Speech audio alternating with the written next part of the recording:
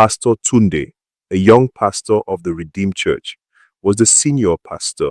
He had just been posted to his branch, and in 1 year and 6 months, the branch was already filled with members. It was said that it was filled with the Spirit of God, which was very true. He was a well-disciplined man filled with respect and humility, but he was alone. And that was also a prayer point for him and his mother. Pastor Tunde wasn't just praying alone. His eyes had noticed a sister in church, Sister Favour. She was the choir leader and also a member of the prayer squad. She was always around Pastor Tunde, serving diligently. Gradually, he began to see her as a wife who could lead beside him in ministry. He decided to pray about it and present it to God. But heaven was silent. No sign, no confirmation, nothing.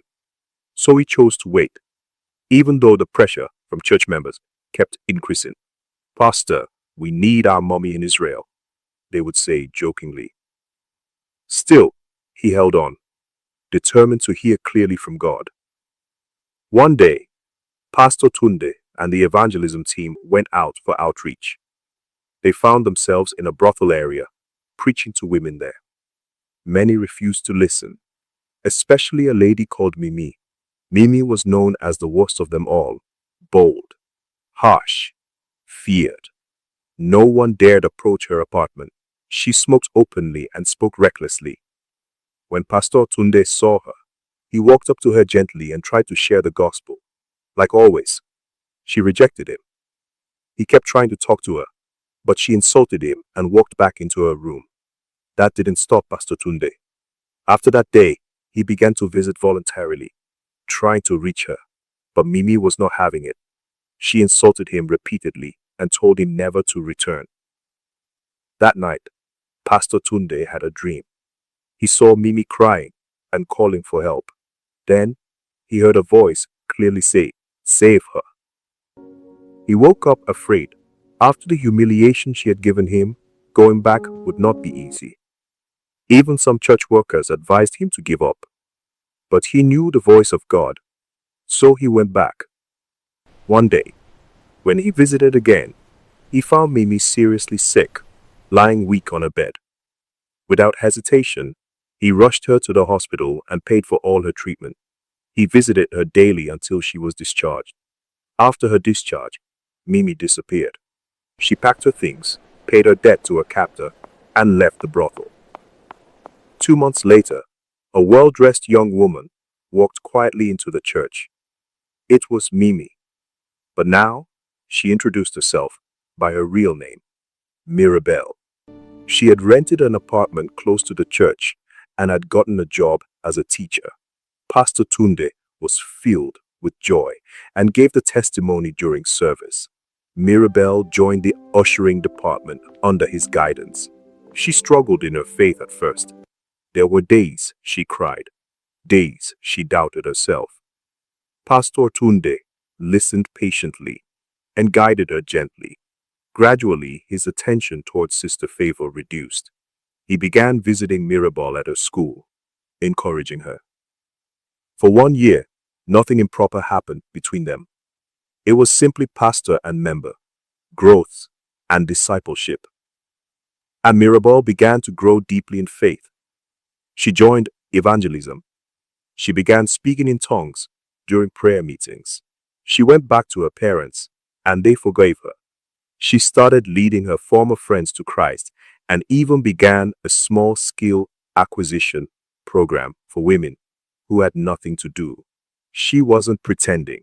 She had entered into a covenant with God. Her transformation was fast, powerful, and genuine. Pastor Tunde also did not rest, but now 2 women stood before him. One, the church was pushing him to marry. The other, his heart was quietly involved. Yet fear gripped him. What would people say about her past? So he went back to God again. This time he prayed differently. "Lord, both of these women love you, but you know their hearts better than I do. Show me who they truly are at home when no one is watching. One morning, he remembered a dream he had about Sister Favour and decided to visit her shop unannounced. When he arrived, he met her fighting fiercely with her neighbor. She had swept dirt and dumped it in front of the neighbor's shop, and a heated argument followed. Even when she saw her pastor, she did not calm down. Instead, she continued shouting and cursing. Pastor Tunde tried to stop her, but she refused to listen. He left disappointed. The next day, he went to visit Mirabel at her school. He stood quietly outside her classroom and watched her teach the children with pure love and patience. Her smile was genuine. Her spirit was calm. That moment was enough. Still, he went back to pray, and this time, the answer was clear. He proposed marriage to Mirabel. With tears, Sister Favour smiled on the outside, but inside, jealousy was eating her alive.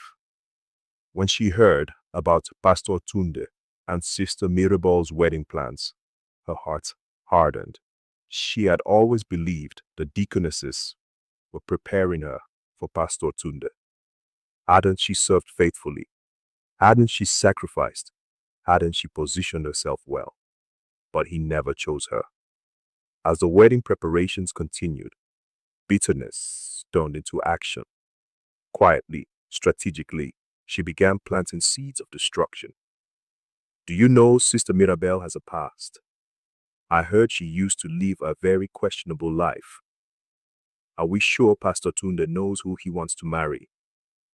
The whispers started small, but they grew. Soon, the rumor changed shape. It was no longer about her past. Now it became Pastor Tunde was secretly having an affair. Mirabel was a former prostitute. The marriage was a disgrace to the church.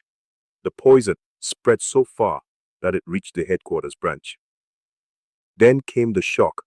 Pastor Tunde was summoned. He was given an ultimatum: cancel the wedding or lose your position as head pastor. Mirabel stopped coming to church. Every corner held whispers.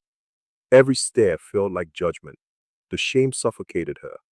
Pastor Tunde stood beside her, but he was suspended from preaching for 2 weeks.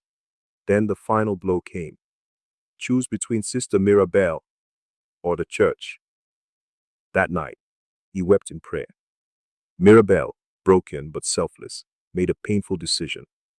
Choose the church, she told him softly. Let God come first. But the truth, she was afraid. Afraid of being labeled forever.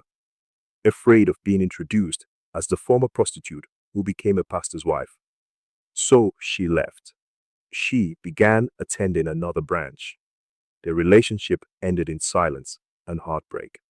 Pastor Tunde became distant. The fire in him dimmed. And during that vulnerable time, Sister Favour reappeared, serving again, smiling again, positioning herself again, but his heart was no longer available.